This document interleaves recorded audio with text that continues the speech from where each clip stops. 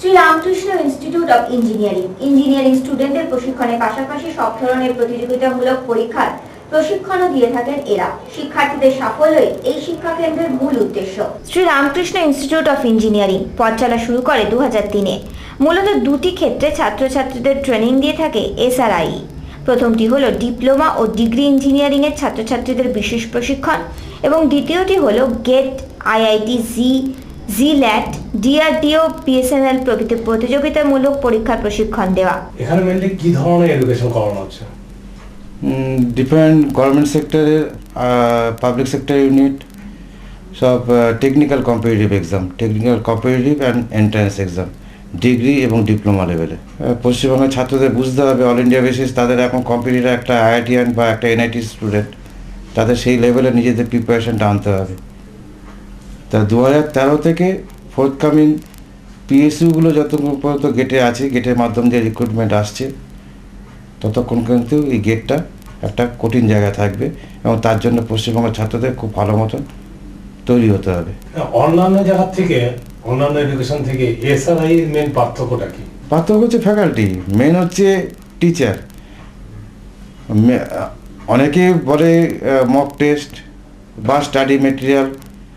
Mock test online হাজার এক mock test পাওয়া যায়, স্টাডি মেটেরিয়াল বাজারে গেলে অনেক ভালো ভালো বই পাওয়া যায়, কিন্তু বইটা পেলে তো হবে না, বইটা বোঝাবে কি?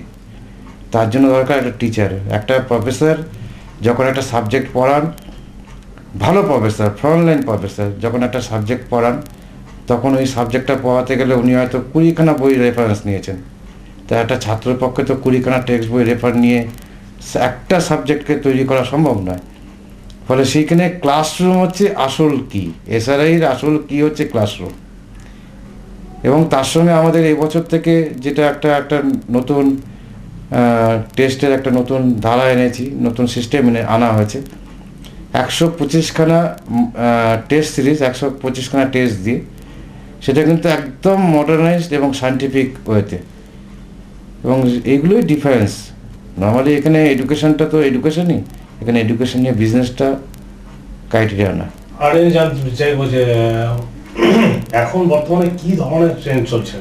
মেনলি স্টুডেন্ট PSUতে বেশি প্রিপেয়ার করবে। PSU রিক্রুটমেন্ট যেগুলো হাই প্রোফাইল রিক্রুটমেন্ট যেগুলো আছে PSUগুলো, যেমন আমাদের নবরত্ন যেগুলোকে বলা হয়, তারপরে যারা মাস্টার ডিগ্রি করতে চায় সেখানেও অনেক স্টুডেন্ট আছে।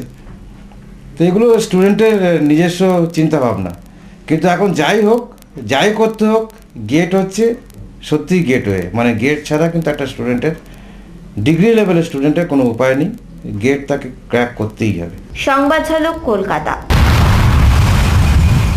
দক্ষিণ 24 পরগনার রথতলা মোড়ের কাছে যাত্রী বোঝাই বাস উল্টে মৃত্যু হলো একজনের, আহত 50।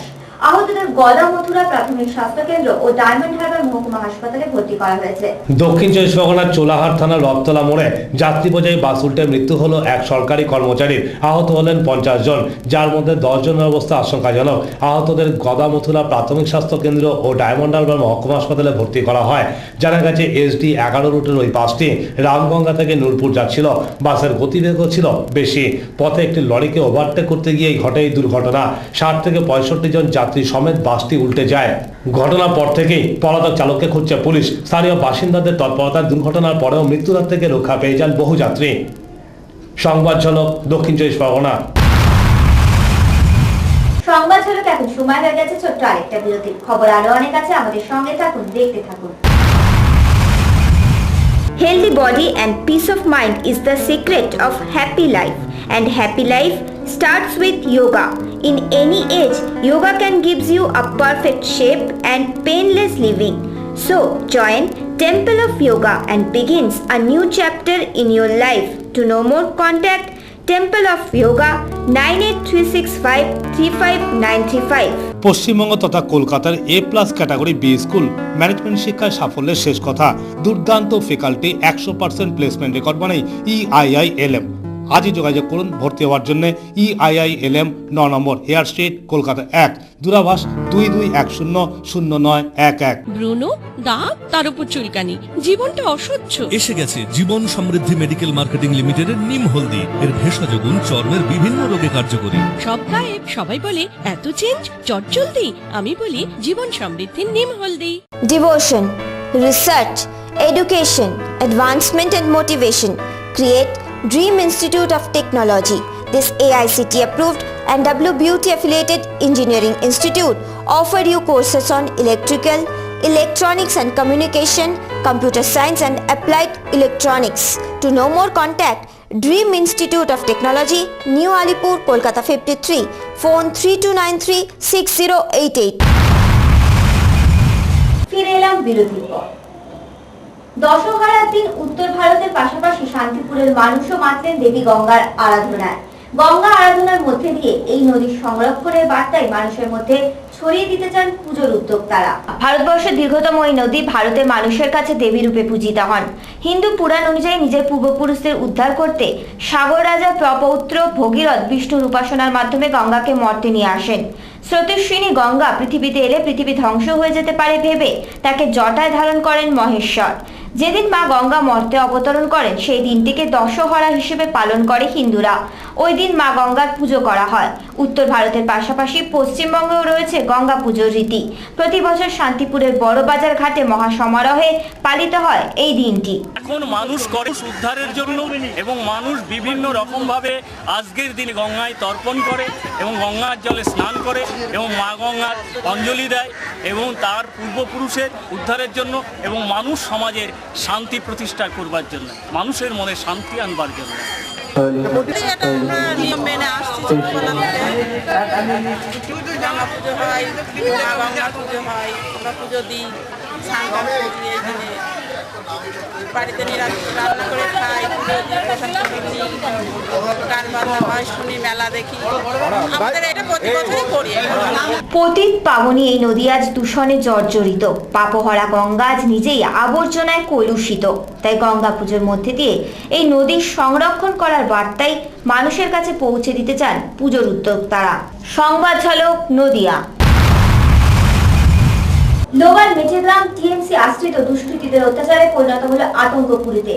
মনোনয়ন প্রত্যাহারের শেষ দিনে চলল বোমা গুলি, খুন হলেন এক নিরীহ গ্রামবাসী, ছাড় পেলেন না মহিলারাও। মনোনয়ন প্রত্যাহারের শেষ দিনে টিএমসি আশ্রিত দুষ্কৃতীদের দাপটে আতঙ্কপুরীতে রূপান্তরিত হলো বীরভূমের লোবা পঞ্চায়েতের মেটেগ্রাম। বিকেল 4টে নাগাদ গ্রামে হানা দেয় 200 জনের একটি দল। এমনিতে জমি আন্দোলনকে কেন্দ্র করে লোবার জনপ্রিয়তা হারিয়েছে তৃণমূল। তারপর তাদের হারমাত বাহিনী গ্রামে এসে অবাধে লুটপাট বোমাবাজি করায় পরিস্থিতি আরও জটিল হলো। জানা গেছে প্রতিবেশীদের আশ্রয় দিতে গিয়ে দুষ্কৃতীদের গুলিতে মারা গেছেন ভাস্কর মজুমদার নামে এক গ্রামবাসী। মহিলাদেরও রেহাই দেয়নি দুষ্কৃতীরা। নিজেদের সম্মান নিয়ে রীতিমতো পালিয়ে বেড়াতে হয়েছে তাদের। ঘটনায় গুরুতর আহত হয়েছেন 5 জন। সেটা ফাইল করতে কেন করেছো সেটা জিজ্ঞাসা করলি কেন? আর দীর্ঘদিন ধরে আমাদের গত ভাদ্র মাস থেকে স্কুলে কিন্তু আমাদেরকে নমিনেশন ফাইল করতে দিল না, কিন্তু আমাদেরকে মারপিট করে বম মেরে তাড়িয়ে দিল। ওইখানেও মারপিট করেছিল গত ভাদ্র মাসে। সেই তখন থেকে আমরা পাচ্ছি না, আমাদের পায় না। গরিব মানুষ আমাদের ওরা পিস্তল ইলামবাজারের ব্লকের লোক চলে এই 4টে ইলামবাজার ব্লকের লোক, আর যশপুর, হেতমপুর আর পদুমা, এই 4টি গ্রাম পঞ্চায়েত, 3টি গ্রাম পঞ্চায়েত আর ইলামবাজারের ব্লক, এই 4টি গ্রামের লোক এসে আমাদের এখানে ধর্ষণ করলে, নারী ধর্ষণ, এমনকি বাড়ির যা ছিল সমস্ত কিছু লোক করে নিয়ে কিছু কিছু মহিলাকে তুলেও নিয়ে চলে গেছে, ধর্ষণও করেছে। ঘটনার 1 থেকে 2 ঘন্টা পর পুলিশ বাহিনী গ্রামে আসে। পঞ্চায়েত ভোট নিয়ে এমনিতেই অশান্ত ছিল গ্রাম। পুলিশ সব জেনেও উপযুক্ত কোনো ব্যবস্থা নেয়নি কেন সে প্রশ্ন তুলেছেন গ্রামবাসীরাই। তবে ভোটের আগেই এই তৃণমূলী আতঙ্ক আদৌ গ্রামবাসীদের টিএমসি ভোট ব্যাংক বাড়ানোর বিষয় উৎসাহিত করবে কিনা তা জানতে হলে অপেক্ষা করতে হবে ভোটের ফলাফলের জন্য। সংবাদ ঝলক বীরভূম।